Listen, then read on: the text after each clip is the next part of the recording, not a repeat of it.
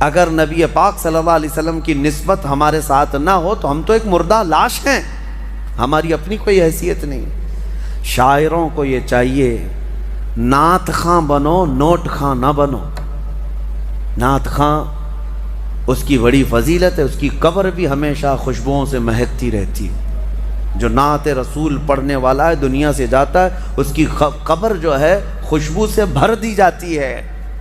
اور جس نے صرف دنیا کی طلب رکھی، پھر اس نے نعتوں کو ایک ذریعہ بنایا اور بیچتا رہا۔ آج بہت سارے ایسے معاملات ہیں۔ ایک شاعر کو یہی میں نے کافی سال پہلے، 10 سال پہلے، 10-12 سال ہو گئے ہوں گے، بہت پیسے دے کر کے لوگ بلائے تھے، میں بھی تھا جلسے میں۔ نماز کا وقت ہوا، ہم نماز کے لیے کھڑے ہو گئے، لیکن وہ پان کھاتے ہوئے باہر بھاگ گئے، نماز نہیں پڑھی۔ پھر صبح کی بھی نماز نہیں، عشاء کی بھی نماز نہیں۔ مجھے بہت اس چیز سے نفرت ہوتی ہے کہ نماز کے لیے ذرا برابر بھی سستی نہ کی جائے، کاہلی نہ کی جائے، چاہے وہ کوئی بھی ہو، معاف نہیں ہے اس کے لیے، پیر ہو کوئی بھی ہو۔ دوسرے دن وہ جلسے والوں سے میری بات ہو رہی تھی تو میں نے پوچھا ایسا کیسے ہے؟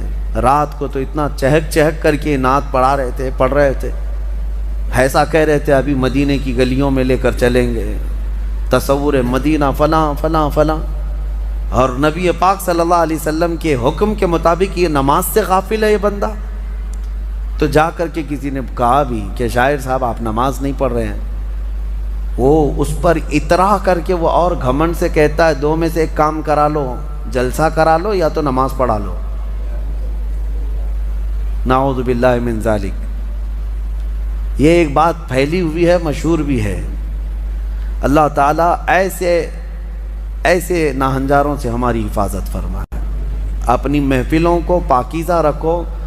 نعت پاک یقیناً سننا چاہیے، عشق رسول بڑھتا ہے، لیکن کوشش یہ کرو کہ وہ نعت خواں جس کے پڑھنے سے نبی پاک صلی اللہ علیہ وسلم کا حسن یاد آ جائے، حضور پاک کی محفلیں یاد آنے لگے اور تمہارے دل میں عشق بڑھتا چلا جائے۔